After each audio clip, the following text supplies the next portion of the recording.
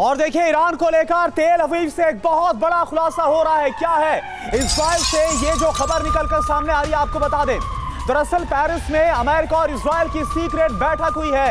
Iran के खिलाफ Israel का बहुत बड़ा प्लान तैयार हो गया। क्या ये कोई हमले का प्लान है, अटैकिंग प्लान है? सवाल है ये।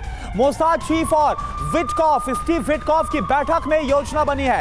एक्सियोस की रिपोर्ट में यह बहुत बड़ा दावा। तो पेरिस में बारूदी प्लान बन चुका है। क्या तेहरान को दहलाया जाएगा, दहल जाएगा ईरान? यह सवाल है। वर्ल्ड एक्सप्लोसिव खुलासा क्या है, आप जानिए। दरअसल पेरिस में अमेरिका और इजराइल की सीक्रेट बैठक हुई है। रोम वार्ता से पहले, जो आज बातचीत होने वाली, इससे पहले ही पेरिस में सबसे बड़ी बैठक हो गई। अमेरिका ईरान के बीच वार्ता को डीरेल करने का पूरा प्लान इजराइल ने, ऐसा लग रहा है कि तैयार कर लिया है। इजराइल नहीं चाहता बातचीत सकारात्मक हो, ईरान के पास एटम बम ना हो। तेल अवीव की यह कोशिश है, लेकिन इस पर ईरान बिल्कुल भी तैयार नहीं है। एक्सियोस की तरफ से यह जानकारी सामने आ रही है।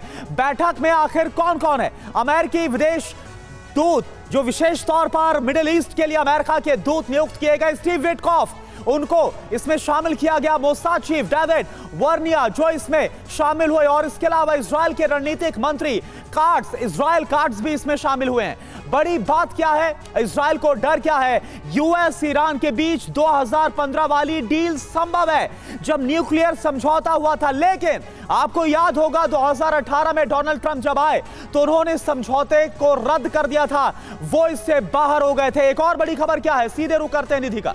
जी हाँ, एक और बड़ी खबर आपको बता दें। रोम वार्ता से पहले ट्रंप का अल्टीमेटम आया है। ईरान के पास न्यूक्लियर वेपन नहीं होने चाहिए।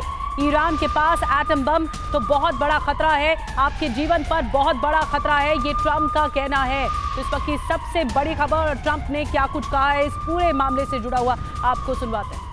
और हमारे साथ खास मेहमानों का एक पैनल जुड़ चुका है चर्चा करने के लिए। हमारे साथ हमारे सहयोगी मनीष झा भी जुड़ रहे हैं, साथ ही major general retired BK Dutta साहब हमारे साथ हमें ज्वाइन कर रहे हैं रक्षा विशेषज्ञ के तौर पर। AVM retired OP Tiwari sir हमें ज्वाइन कर रहे हैं रक्षा विशेषज्ञ के तौर पर। निनाद सेठ साहब हमें ज्वाइन कर रहे हैं डिफेंस एक्सपर्ट के तौर पर, डिफेंस जर्नलिस्ट के तौर पर। और जेके त्रिपाठी जी भी हमारे साथ ज्वाइन कर रहे हैं हमें इस पूरे चर्चा के लिए, इस पूरे विश्लेषण के लिए, पूर्व राजदूत के तौर पर। लेकिन मनीष, मैं आपसे शुरू कर रही हूँ। हमने ट्रंप को सुना, क्या ऐसा लग रहा है कि ट्रंप ने बाकी मुल्कों को छोड़कर अब सिर्फ ईरान पर ट्रिगर करना या टारगेट करना शुरू कर दिया है? क्योंकि उन्होंने साफ कह दिया है कि अगर न्यूक्लियर डील के आगे या न्यूक्लियर खतरा है तो ये बाकी मुल्कों के लिए भी अच्छा नहीं होगा।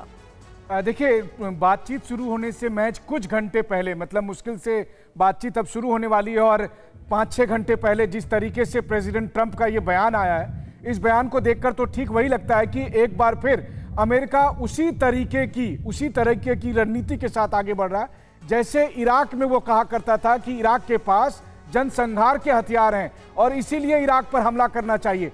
ठीक उसी तरीके से ट्रंप ये बात कह रहे हैं कि ईरान के पास न्यूक्लियर हथियार नहीं होना चाहिए, और नहीं तो आप सबका जीवन खतरे में है, पूरी दुनिया खतरे में है। वो ओवल ऑफिस में जब व्हाइट हाउस में पत्रकारों से बात कर रहे हैं तो पत्रकारों को भी वो कहते हैं कि अगर ईरान के पास न्यूक्लियर वेपन होगा तो आप सबके जीवन में भी खतरा है।